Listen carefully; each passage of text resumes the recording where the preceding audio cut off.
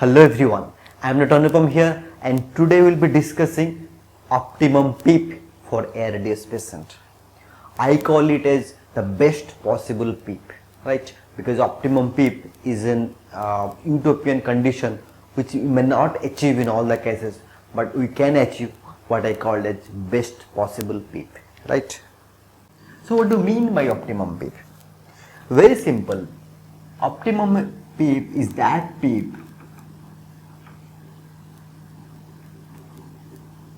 which can produce three things, to be very precise. What are the three things? Number one, it reduces the shunt. Number two, increases the FRC adequately. Number three, decreases dead space or prevent over distension. Right. So what happens when there is decrease in shunt? The lung will become more compliant. So these two methods, it actually improves the static compliance. So improves static compliance. Right. And FRC will cause improved oxygenation, right? That shunt will also help in oxygenation and dead space will help in oxygenation, right? So this is what an optimum PEEP will do. It will reduce the shunt, it will reduce the dead space, that means it will open the collapsed lung, but it will not over distend the already normal lung. Also it will increase the FRC, thereby improve oxygenation and improve static compliance site. So now how to find out this optimum PEEP? So there are two methods. One is Legiman's approach. So Legiman's approach means, for example, in the ARDS NET protocol. Here they have produced an arbitrary table. It's called PEEP FiO2 table, right? So here they have discussed that the higher the requirement of PEEP, the higher is the requirement of FiO2, or the higher the requirement of FiO2, basically you need a higher PEEP, right? So this is arbitrary. The problem is this is arbitrary. But in various studies it has been found out it to be effective. So you can use one such method. Number two is you can extrapolate from different studies, like for example Love's, alveoli and express trials, and you can use a moderate to high PEEP, that is 12 to 15. Right. And it has been found to improve at least oxygenation in patients with moderate to severe ARDS, right? Number three, what Gettinani suggested,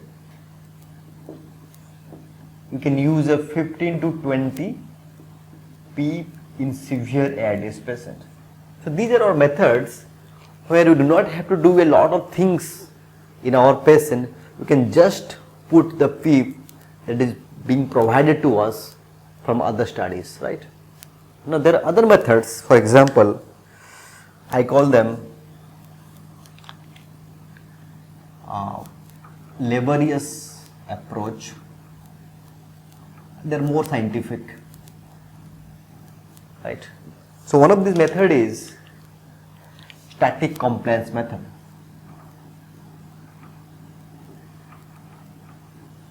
Right. As you can see here, optimum PEEP will improve the static compliance. So we can measure the static compliance. The formula is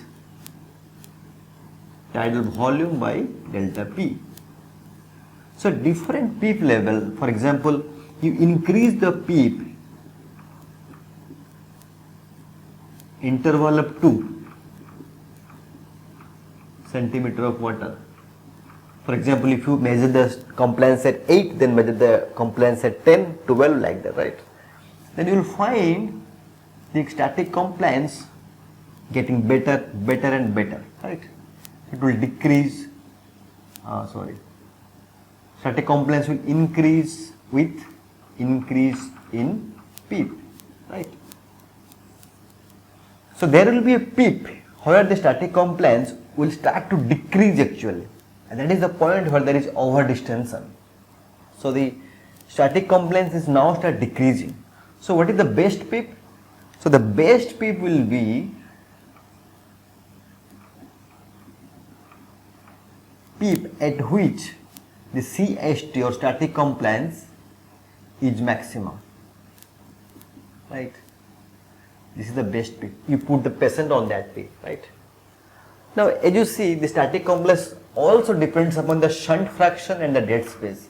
So this is theoretical, but we can measure, right? We can measure, if you can measure the shunt fraction, that is the QS by QT. So best PEEP will be the PEEP where QS by QT is minimum, right? And also the dead space, that is the VD by VT. So what is the best PEEP here? Is the PEEP where VD by VT is minimum, right? These are theoretical, but if you can measure all these things, then a best PEEP can be obtained from these formulas, right? Then we have another method that is called the stepwise recruitment or de-recruitment method. This is actually more practical and can be done at bedside with very ease. So what happens here?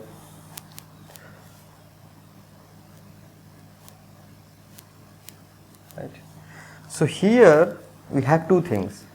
So patient starts with a PEEP, for example, say 8 PEEP you are given. Now we have done a recruitment maneuver. So in a recruitment maneuver, you recruited the patient and the PEEP becomes now 20. Right. Now you start decreasing the PEEP by 2, 18, then by 2, 16, then by 2, right, like this. So as you have recruited the lung, the saturation, this is the saturation curve, saturation which is low in the beginning, because you have recruited, the saturation will improve, for example, become 98%, right,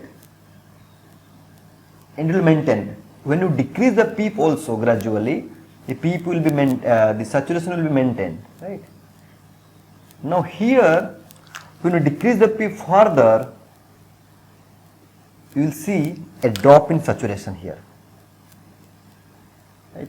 So now you know that this previous PEEP was actually the best PEEP because it was maintaining the saturation. That means at this point of PEEP, the dead space and the shunt was minimal. So you put the PEEP to the previous level and continue. Right. So this is SpO2, this is PEEP, this is time, right. So here it is, you have recruited here, a recruitment done, here this is stepwise de-recruitment, right. Here there is desaturation, you can see here, with decrease in PEEP there is desaturation, so you put the previous PEEP at the best PEEP. This is the level of PEEP, like this is the best PEEP, right. So how it is done, let us discuss again. So you first recruit, keep PEEP at 20, then gradually decrease PEEP by 2 every 20 minutes. Observe SpO2 or PO2. Right? PEEP at which SpO2 decreased by 2% or PO2 decreased by 10%. Here you put the previous PEEP as best PEEP, right? This is one method. We have another method that is called the PV loop method. This is very laborious, almost theoretical. Now it is not done. Here you have to find out the inflection points, right?